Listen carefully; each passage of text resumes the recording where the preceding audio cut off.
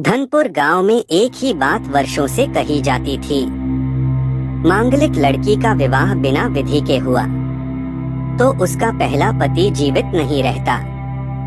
इस गांव में रहती थी सीमा, शांत स्वभाव की, लेकिन उसकी कुंडली ने बचपन से ही उसे अभिशप्त बना दिया था।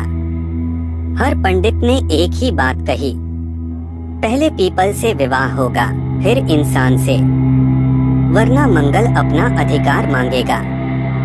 सीमा के पिता हरिश्चंद्र ने इसे अंधविश्वास कहकर टाल दिया। उन्हें लगा पढ़ी लिखी दुनिया में इन बातों का कोई मतलब नहीं।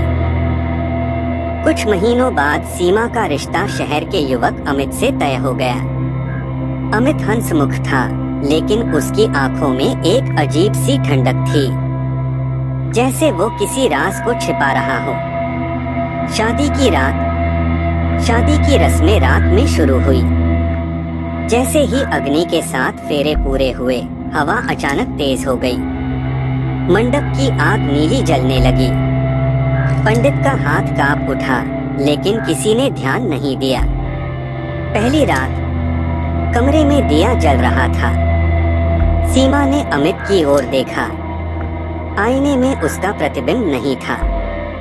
अचानक दिया बुझ गया। अंधेरे में अमित की आवाज गूंजी, अब तुम मेरी हो। उसकी आवाज इंसानी नहीं थी। अगली सुबह गांव में चीखें गूंज उठी। कुएं में अमित की लाश मिली। शरीर पर शादी के कपड़े थे, लेकिन चेहरा पत्थर की तरह सख्त। सब हैरान थे, लेकिन सीमा शांति से बोली, वो मरा नहीं है। वो रात को मेरे पास आया था। अमावस्या का रहस्य। हर अमावस्या की रात सीमा के कमरे से घुंघरुओं की आवाज आती। दरवाजे अपने आप खुलते। दीवारों पर लाल हाथों के निशान उभर आते। सीमा की आंखों के नीचे काले साए गहरे होते चले गए। वो आईने से बातें करने लगी।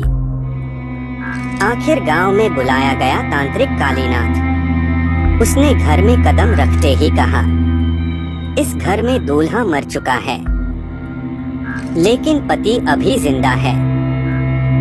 कालीनाथ ने बताया, सीमा का विवाह इंसान से नहीं, मंगल के दूत एक मृत आत्मा से हो चुका है। अंत तांत्रिक ने विशेष पूजा की, लेकिन जाते जाते चेतावनी दी, जो विवाह विधि के विरुद्ध हुआ हो वो कभी पूरा नहीं टूटता। आज भी उस घर से रात में किसी औरत के हंसने की आवाज आती है और दीवार पर लिखा दिखता है, मांगलिक विवाह मजाक नहीं होता।